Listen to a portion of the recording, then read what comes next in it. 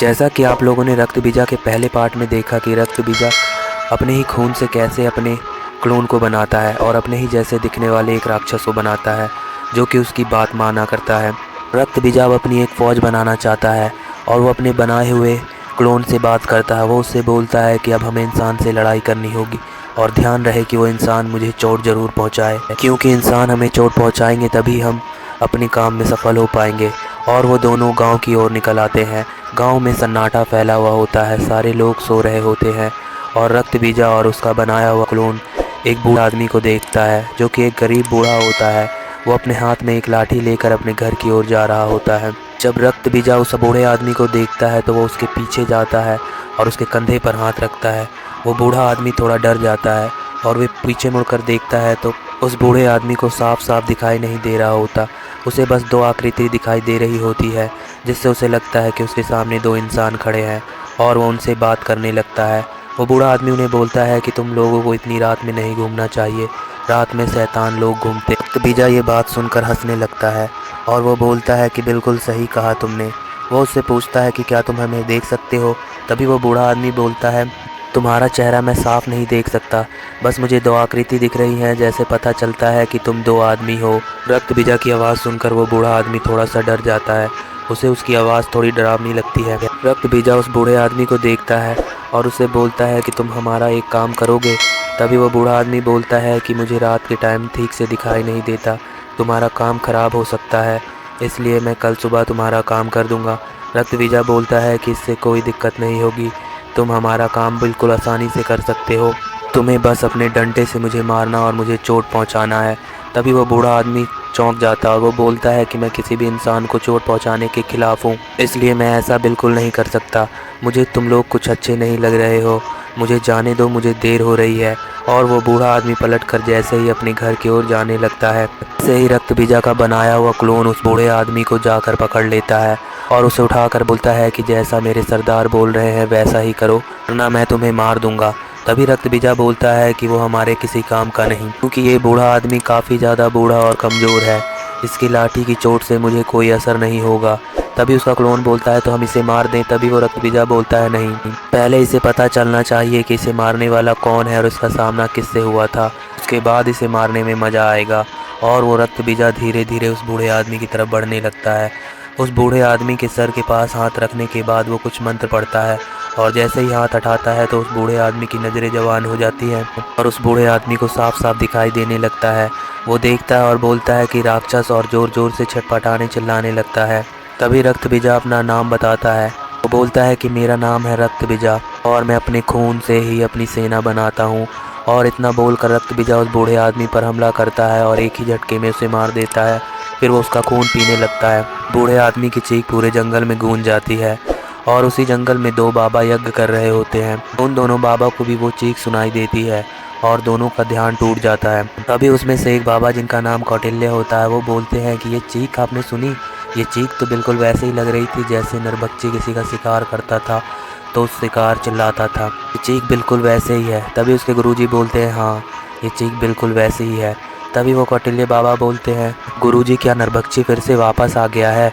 तभी उसके गुरुजी बोलते हैं कि नहीं, नरभक्षी का काम पूरा हो चुका है, वो वापस नहीं आया है। पर मुझे कालासुरा की एक बात याद आ रही है, उसने कहा था कि वो ऐसे ही शैतानों को भेजता रहेगा। अब मुझे डर ऐसा लग रहा है कि शायद उसने अपने किसी शैतान को भेज दिया है। तभी कौटिल्य बाबा गुरुजी से बोलते हैं कि गुरुजी अब हम सब क्या कर सकते हैं? गुरुजी बोलते हैं कि सबसे पहले तो हमें पता लगाना पड़ेगा कि आखिर कौन सा शैतान आया है, तब हम उसे मारने का कोई उपाय सोच सकते हैं।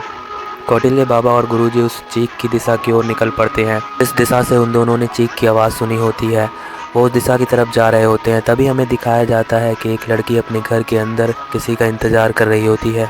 उस लड़की की आंखें अपने घर के दरवाजे की तरफ ही टिकी हुई होती है। उस लड़की का नाम सरवरी होता है। उसके ठीक पीछे उसकी फ़ोटो और उसके पिता की फ़ोटो होती है। वो वही बूढ़ा आदमी होता है जिसे रक्त बीजा ने बहुत ही बेरहमी से मार दिया होता है, पर सरवरी को कुछ पता नहीं होता। वो अपने पिताजी का इंतज़ार कर रही होती है। वो सोचती है कि हर रोज़ तो मेरे पापा जल्दी आ जाते हैं, आज इतना लेट कैसे हो गया? उनको रास्ता तो याद ही रहता है क्योंकि रोज़ का आना जाना है, पर उसे डर लग रहा होता है कि क्या पता वो रास्ता भटक गए हों, क्योंकि रात के टाइम उन्हें कम भी दिखाई देता है। वो सोचने लगती है कि मुझे घर में ऐसे बैठे बैठे इंतज़ार नहीं करना चाहिए, और वो अपने घर के अंदर जाकर एक लालटेन ले आती है और उस लालटेन को लेकर वो अपने पापा की तलाश में निकल जाती है। वो धीरे धीरे अपने पापा को ढूंढते हुए जा रही थी, तभी वो दोनों बाबा उस लाश के पास पहुंच जाते हैं। उस लाश को देखकर वो काफ़ी ज़्यादा चौंक जाते हैं, क्योंकि उस लाश से बदबू भी आने लगती है। दोनों बाबा उस लाश को देख ही रहे होते हैं, तभी कौटिल्य बोलते हैं, गुरुजी इस बूढ़े आदमी को किसने मारा होगा? बूढ़े आदमी ने किसी का क्या बिगाड़ा होगा? तभी गुरुजी उस लाश के सिर पर हाथ रखते हैं और अपनी आंख बंद करके देखने लगते हैं कि उस जगह पर क्या हुआ था। तभी वो सारा सच जान जाते हैं जो उस जगह पर हुआ था। वो सारा दृश्य अपनी आंखों में देख लेते हैं और गुरुजी को पता चल जाता है कि वो ये कालासुर का भेजा हुआ शैतान है। गुरुजी के चेहरे पर पसीना देखकर कौटिल्य बाबा पूछते हैं, क्या हुआ गुरुजी, आपने क्या देखा? किसने मारा है इस बूढ़े आदमी को? तभी गुरुजी बताते हैं कि जैसे नरभक्षी को कालासुर ने भेजा था, ये उससे भी ज़्यादा शक्तिशाली शैतान है। शैतान अपनी खून की बूंदों से अपने जैसा दिखने वाला एक और शैतान बना सकता है। ऐसे ऐसे करके ये ढेर सारा फौज बना सकता है। ये शैतान इतना शक्तिशाली है कि इसे हम चोट भी पहुंचाएंगे तो ये हमारे लिए ही हानिकारक है। दोनों बाबा इधर बात कर रहे होते हैं, तभी सरवरी वहां पहुंच जाती है और वो उस लाश की तरफ जाती है तो वो देखती है कि वो उसके पिताजी होते हैं। उसके हाथ से लालटेन नीचे गिर जाता है और वो अपने पिताजी के लाश के पास जाकर ज़ोर ज़ोर से रोना शुरू कर देती है। दोनों बाबा उस लड़की को रोते हुए देख रहे होते हैं। वो लड़की ज़ोर ज़ोर से चिल्ला चिल्ला के अपने पिताजी के पास रो रही होती है। फिर वो लड़की उन दोनों बाबा के पास जाती है। कौटिल्य बाबा उस लड़की से बोलते हैं, तुम कौन हो बेटी? तभी वो लड़की बोलती है कि पहले तुम बताओ तुम कौन हो और मेरे पिताजी के तुम लोगों ने क्यों मारा? क्या बिगाड़ा था इस बूढ़े आदमी ने तुम्हारा? तभी वो कौटिल्य बाबा बोलते हैं, हमने इन्हें नहीं मारा है, इन्हें एक शैतान ने मारा है। सरवरी उस बाबा की बातों पर यकीन नहीं करती। वो बोलती है कि तुम लोग झूठ बोल रहे हो, तुम लोगों ने ही मेरे पिताजी की हत्या की है और मैं अब तुम लोगों को नहीं छोड़ूंगी। वो वहाँ पर रखा हुआ एक डंडा उठाती है और बाबा पर हमला करना शुरू कर देती है।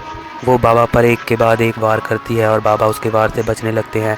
तभी गुरुजी बोलते हैं कि तुम्हें हमारी बातों पर यकीन नहीं है ना, तो रुको अभी मैं तुम्हें सारा सच दिखा देता हूँ।